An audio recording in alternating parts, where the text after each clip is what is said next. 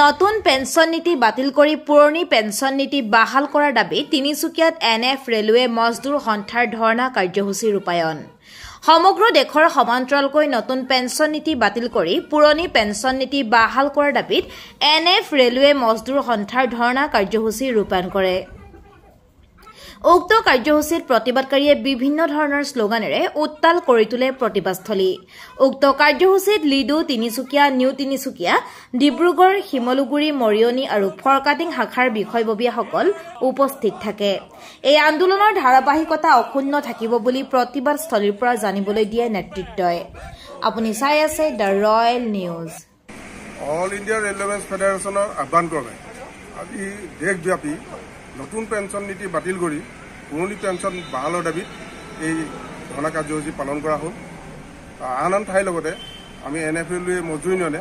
তিনিচুকীয়া ডিভিজনতো আজি এই ধৰ্ণা কাৰ্যসূচী পালন কৰিলোঁ এই ধৰ্ণা কাৰ্যসূচীত লিডু তিনিচুকীয়া নিউ তিনিচুকীয়া ডিব্ৰুগড় টাউন শিমলুগুৰি মৰিয়নি আৰু ফৰকাটিং এই শাখাসমূহৰ শাখা সম্পাদক আৰু সভাপতিসকল উপস্থিত আছিলে আমি এই ধৰ্ণা কাৰ্যসূচীৰ জৰিয়তে DRMৰ যোগেদি বিত্তমন্ত্ৰীলৈ এখন স্মাৰকপত্ৰ প্ৰদান কৰিছোঁ আৰু আমি এই আন্দোলন আজি প্ৰথম কৈছোঁ এনে নহয় ধাৰাবাহিকভাৱে আমাৰ এই আন্দোলন চলি আছে আগলৈকে চলি থাকিব আমি কেন্দ্ৰীয় চৰকাৰক সকীয়াই দিছোঁ যে আমাৰ দাবী আমাৰ যি প্ৰতিবাদ এই প্ৰতিবাদৰ ভাষা কেন্দ্ৰীয় চৰকাৰে এতিয়াও বুজিবলৈ চেষ্টা কৰা নাই আৰু ইয়াৰ আগতে আমি 10 বছৰ নৰেন্দ্ৰ মোদী নেতৃত্বাধীন বিজেপি চৰকাৰকো সকীয়াই আছিলোঁ যিদিনালৈকে আমাৰ এই দাবী মানি ল'ব সেইদিনালৈকে আমি আন্দোলন চলাই যাম আৰু যদি দাবী বা প্ৰতিবাদৰ ভাষা বুজিবলৈ চেষ্টা নকৰিব দিল্লী ক্ষমতা থকাটো কিন্তু সহজ নহ'ব আৰু এতিয়া আমি এনডিএ চৰকাৰকো সকীয়াই দিছোঁ যে যোৱা 10 বছৰত আমাক যি অৱহেলা কৰা হ'ল অনাগত দিনত নতুন চৰকাৰে যাতে আমাৰ এই দাবী অতি শীঘ্ৰে মানি ল'ব লাগে নতুন পেন্সন নীতি বাতিল কৰিব লাগে আৰু পুৰণি পেন্সন বাহাল কৰিব লাগে কাৰণ এই নতুন পেন্সন নীতিত বৈষম্যমূলক নীতি গ্ৰহণ কৰিছে কেন্দ্ৰীয় চৰকাৰে যেতিয়া 5 বছৰৰ কাৰণে এজন MP এজন MLA নিৰ্বাচিত হৈ যায়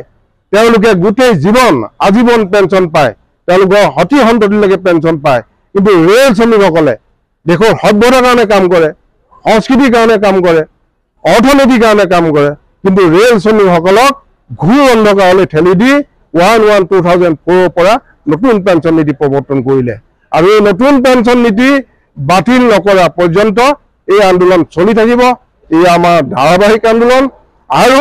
এই আন্দোলনৰ কোনো কাৰণতে আমি আপোচ নকৰোঁ আৰু আপোচ কৰা নহ'ব ৰেল শ্ৰমিকসকলে এই আন্দোলন আগুৱাই নিব যিহেতু আমি সদায় কওঁ যে আমি কেন্দ্ৰীয় চৰকাৰৰ লগত কেতিয়াও সংঘাতত আহিব বিচৰা নাই আমি সংঘাত সৃষ্টি কৰিব বিচৰা নাই আমি দেশৰ হকে সেৱা কৰা ছাত্ৰতে আমি আমৰা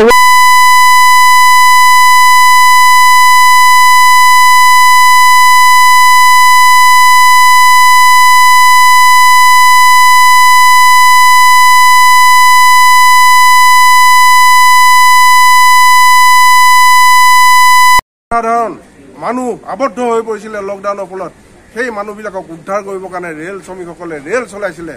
আৰু এই লকডাউনৰ সময়ত